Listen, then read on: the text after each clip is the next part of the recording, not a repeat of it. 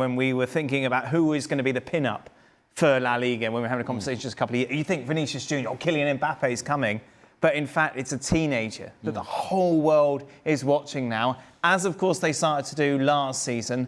What's different for Lamine Yamal this time round, going into the start of another campaign for Barcelona with all these eyes on? Yeah, I mean, I presume it's just the pressure. But he seems to, carry pressure like it's nothing. He's taking the number 10 shirt. We know how iconic that number is at Barcelona.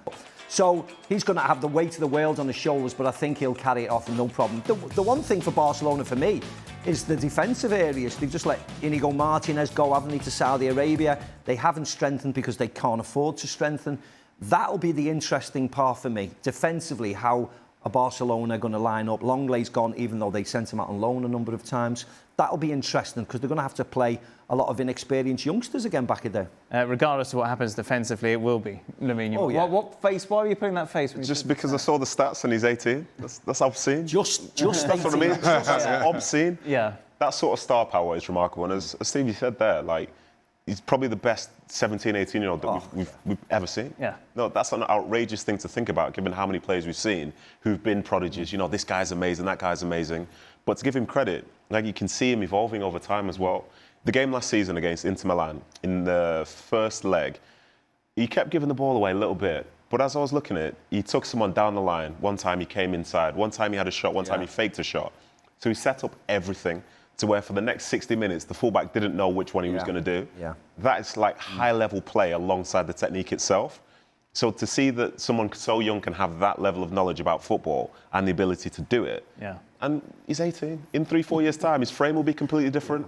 Those, 105 games, those were his first 105 games in his career. This kid is outstanding and he will only get better. Mark, obviously you as a teenager, you were travelling with the Liverpool first team. We can't quite talk about what happened there with regards to what questions they were talking to you about. That is for another show. But just put into context what this is like for such a youngster to be flourishing at such a young age in this spotlight. Well, in the spotlight and for the team and for his national team, at 16 he scored in the semi-final. At 17 he lifted the trophy for Spain. Then the following year the pressure's on, and then he did what he did last year for Barcelona, winning the treble and performing like he did. He's got huge expectations. He is Barcelona's future. We thought it was Pedri, we thought it was Gavi. Yeah. It's not. There's someone in the background who's even better than all of them, and actually has got better stats than Lionel Messi, who was one of the greatest players we've ever seen on a football pitch. But he seems to carry it off. You just want him to, have the right people around him, to teach him the right things as a footballer, because no matter what he says, no matter what you say, even at his age, he is a role model for kids nowadays. So that's an added burden which he probably shouldn't have as an 18-year-old. Sure. He should be allowed to go out and enjoy himself like we've all done at 18. But the eyes of the world are on him, and that's, it's great, and it's also a little bit sad as well, because he will be scrutinised to the nth degree now. And I hope he just continues to flourish, I really do, because as much as whether you like or loathe Barcelona, you want to see superstars, don't you? And this kid is definitely a superstar. That is absolutely right. And then we see so many players, obviously, almost contained by tactics. To see someone who just plays with such freedom, Shaq, is just great. Well, it's great for us because of the dross that we normally have to watch. No, it is. But to Macca's point about the pressure, media pressure and fan speculation around Lamine Yamal, he just seems to thrive on it.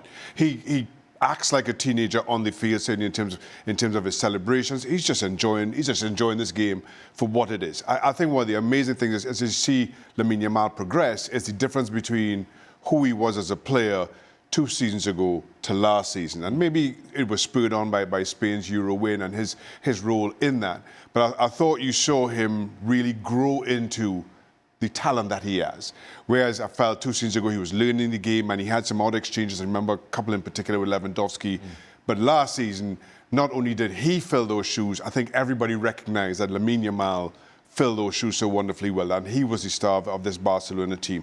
And he's just, I think he's absolutely thrived in it, better than, not only have his performance has been the best of a teenager, but somebody, teenage years kind of understanding and enjoying the game in a way that we all can enjoy. And on a point, I don't want to be negative, but you want Barcelona to look after him.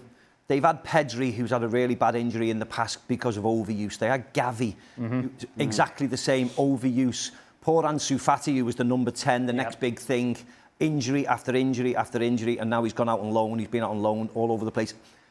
Please protect him. Play him, of course. You have to play him. He's precocious. You need to play him. But probably the best thing for Lamine Yamal is that Barcelona were not involved in the Club World Cup this year. You know, he's had 6 weeks rest. He's done what he needed to do, and he can come back refreshed. But we need to see him as much as possible. No, of course, we want him to be entertained as much as possible. And now we get to Atleti. Have you got an interview from me? Have you got an interview with me from last year, just saying exactly the same thing? They've done a lot, but again, it's difficult to get excited, isn't it? This is where you talk back. Atletico Madrid, every single season, seem to do what Atletico Madrid do, get rid of lots of players. The turnover is incredible, isn't it? But you're right, whenever you see them play, you always think, you know, these have got a chance if he lets them, you know, play a little bit free. You know, they look as if individual players, they're excellent on the ball and they can do tricks, and then they're suddenly locked down by Diego's tactics. Yeah. And you never seem to get the best of them, and it's always a little bit of a damp squib. They do really well and then fall away. And then, unfortunately, when I look at the squad, even though the business they've done, I still think exactly the same. I don't think they can trouble the front two. I don't. I feel we've kind of learned our lesson with Diego Simeone and Atletico Madrid, because there are times and seasons where Atleti have started playing good football and then lose a game, and it's just revert to type, revert to Diego Simeone's type. So, you know, you get kind of excited in the first 4-6 weeks, and then all of a sudden, you lose one game away to Sevilla or something, and it's right back to let's just defend. And that for me is a big disappointment, because to Macca's point, Atleti so often have incredible footballers in their ranks. But this team just, regardless of how much money they spend, regardless of who comes and goes, this team is just built as Diego Simeone.